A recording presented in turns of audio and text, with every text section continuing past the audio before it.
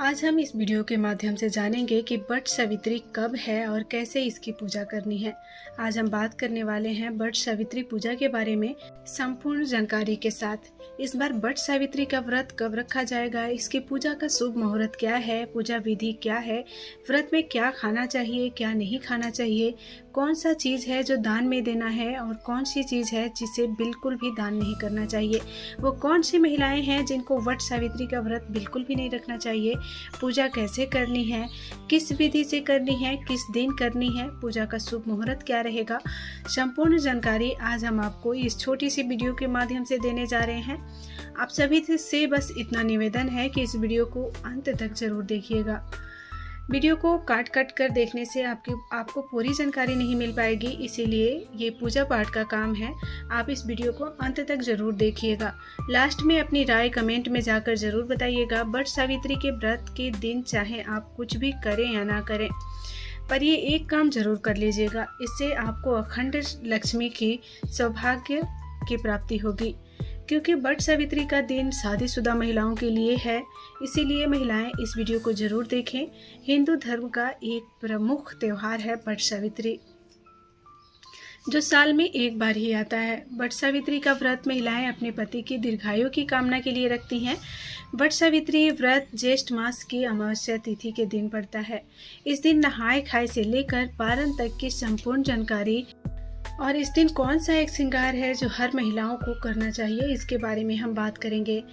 इस बार 26 मई को दिन सोमवार को ही वट सावित्री है और इस व्रत को करने का नियम एक दिन पहले ही नहाए खाए करना पड़ता है। तो नहाए खाए के दिन आप सबसे पहले अपने हाथों के नाखून काट लें, पैरों के नाखून काट लें, उसके बाद बाल धो लीजिए। और इस दिन हमें शुद्ध सात्विक भोजन भी करना होता है, यानी कि लहसुन, प्याज, बैंगन, मसूर की दाल, जितने भी अशुद्ध चीज़ हैं उन्हें नहाए खाए के दिन खाना नहीं चाहिए। और उसी दिन हमें मेहंदी अपने हाथों में लगा लेना चाहिए। आप लोग व्रत के दिन एक दिन पहले मेहंदी लगा लीजिए। और इस दिन व्रत में ठेकुआ बनाया जाता है, तो नहाए खाए के एक दिन पहले आप लोग ठेकुआ भी बना लीजिए। अगर आपके यहाँ ठेकुआ चढ़ता है तो ही आप बनाइए, वरना आप नहीं बनाएं। अगर नहीं चढ़ता होगा तो कोई ज़रूरत नहीं है बनाने की। और उसके अगले दिन हमें व्रत रखना होता है। इसके लिए सुबह जल्दी उठकर स्नान कर लीजिए और फिर लाल या पीले कलर का ही वस्त्र पहनकर पूजा कीजिए। आपके पास कोई भी नई साड़ी है तो आप लोग उस नई साड़ी को पहन सकते हैं। अगर आपके पास शादी का कोई भी साड़ी है तो उसे भी पहन सकते हैं। और चूड़ी आप लोग एक डब्बा नया ही जरूर खरीदें, क्योंकि साड़ी तो पहना हुआ भी पहन सकते हैं, लेकिन चूड़ियाँ आपके लिए नई ही लेना है।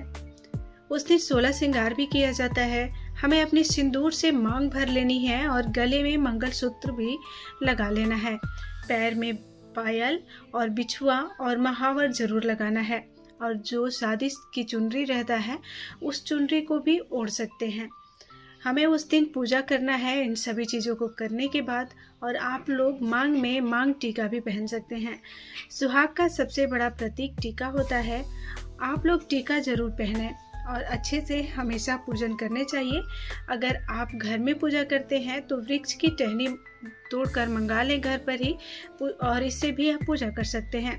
अगर आप वृक्ष के पास जाकर पूजा करते हैं तो वहाँ पर भी कर सकते हैं।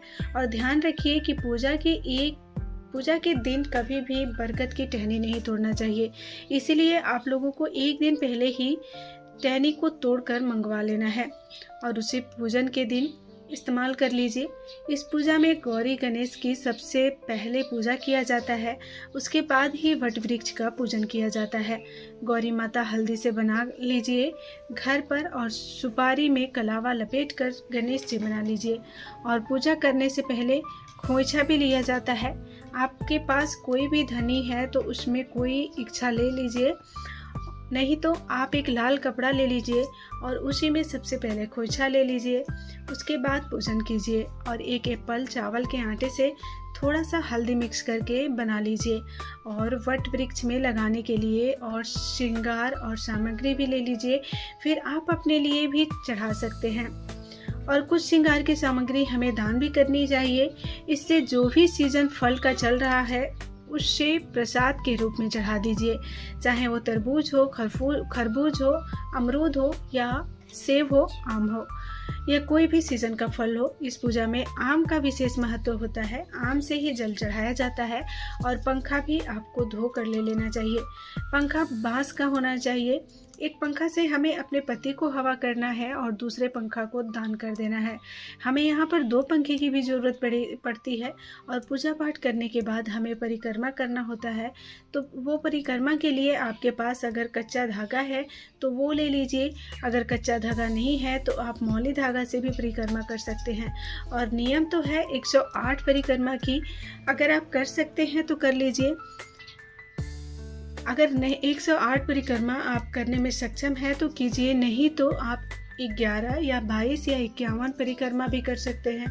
और परिक्रमा करते समय आप लोग ध्यान दीजिए, अगर आपका धागा खत्म हो जाए फिर भी आपको परिक्रमा रोकना नहीं है। धागा खत्म हो जाएगा फिर भी आप परिक्रमा करते रहिएगा। परिक्रमा करने के लिए आप अपने हाथों में चना ले सकते हैं और 1 पैकेट हमें सिंदूर ले लेना है। चना गिन कर रख लीजिए, क्योंकि परिक्रमा करते समय हम भूल जाते हैं कि हम कितनी बार परिक्रमा किए हैं। इसीलिए आप लोग चना ले लीजिए और सिंदूर ले लीजिए। भक्तों, वट वृक्ष में लगाने के लिए सुहाग की सामग्री हमें ज़रूरत पड़ता है। आप सुहाग की सामग्री में चूड़ी, सिंदूर, बिंदी ये भी चढ़ा सकते हैं। और 16 श्रृंगार के सामग्री चढ़ाना चाहते हैं तो वो भी आप शौक से चढ़ा सकते हैं। और कुछ ना कुछ आप लोगों को दान भी ज़रूर करना चाहिए। इस दिन पे पति की पूजन भी किया जाता है इस दिन। तो इसके लिए जब पूजा कर लीजिए, घर आइए, उसके बाद आप लोग पति का पूजन भी कीजिए। सबसे पहले पति को जल से पैर धो लीजिए। उसके बाद हमें पंखा से हवा करना है, फिर टीका लगाना है और उनके हाथ में कलावा बांधना है। और जो भोग प्रसाद में लाते हैं वो हमें पति को खिलाना है। और पति पूजन हमारे जरूर करना है। और पति पूजन करने के बाद आप चाहें तो शरबत ले सकते हैं। इस व्रत में सिर्फ नमक नहीं खाया जाता है, आप मीठा भोजन भी कर सकते हैं। तो आप लोग पूजन करने के बाद जो भी खाना चाहें वो खा सकते हैं। शाम में सूर्यास्त होने से पहले ही आप मीठा भोजन कर लीजिए। सूर्यास्त होने के बाद हमें कुछ भी नहीं खाना चाहिए और व्रत के पारण अगले दिन ही करना चाहिए। इस बार वट सावित्री व्रत 26वें दिन सोमवार को है। नहाय खाए 25 तारीख को है, यानी कि रविवार को है। व्रत का पारण हमें मंगलवार को करना है। और पहली बार वट सावित्री व्रत अगर कोई महिला करना चाह रही हैं तो इस बार कोई मलमास, अधिक मास या कोई भी ऐसी दिक्कत नहीं है। अगर आप लोग व्रत उठाना चाहते हैं तो आप लोग व्रत जरूर उठा सकते हैं। और पूजा करने के बाद वहाँ पर जितनी भी सुहागन महिलाएं हैं उनके मांग में सिंदूर जरूर लगाना है और सभी को प्रसाद भी जरूर बांटना है। इस दिन पूजा के लिए आपको सबसे पहले पूजा के दिन कटोरी में रेत भरकर ब्रह्मा जी की मूर्ति स्थापित करना होता है और उसके बाद ही पूजा करना होता है। दोस्तों, ये थी वट सावित्री की पूजा करने की आधी जानकारियाँ मैं पार्ट 1 में आपको बताने वाली हूँ। आप वीडियो को जरूर देखिएगा। उम्मीद है आपको अच्छा लग रहा होगा, तो चैनल को सब्सक्राइब